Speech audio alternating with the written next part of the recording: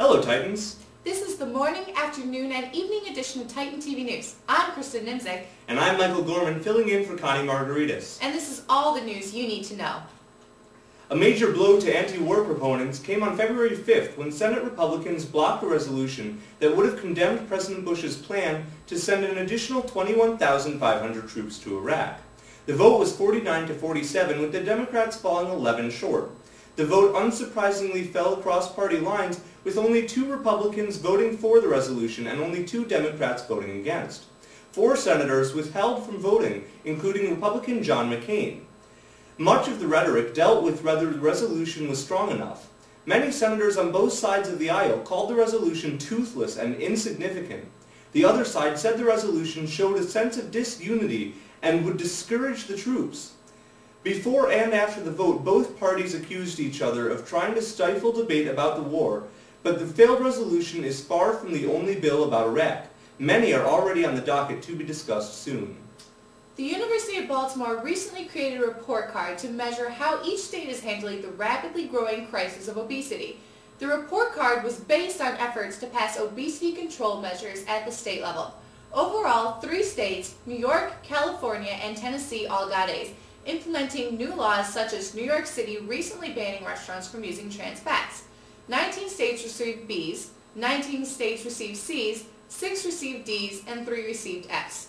The researchers consider these results to be good news because the states that received F's, Idaho, Wyoming, and Utah, are 24th, 28th, and 42nd respectively in the nation, relatively low considering the findings of the report. The state of Illinois received a B in the overall assessment.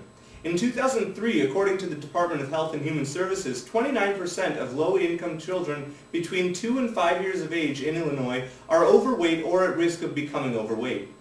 In the university report, however, Illinois was one of 6 to receive an A for addressing childhood obesity. Governor Rod Blagojevich says the A grade is due to his efforts to ban junk food in elementary and middle schools. That measure is only one of 6 ways the university measured success, however, and Illinois has not addressed any of those 5 other legislative measures.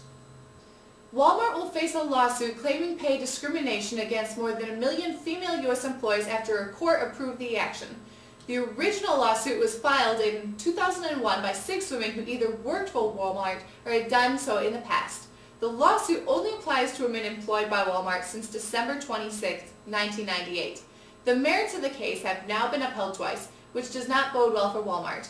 Quote, factual evidence, statistical evidence, and anecdotal evidence present significant proof of a corporate policy in discrimination, said Judge Martin Jenkins.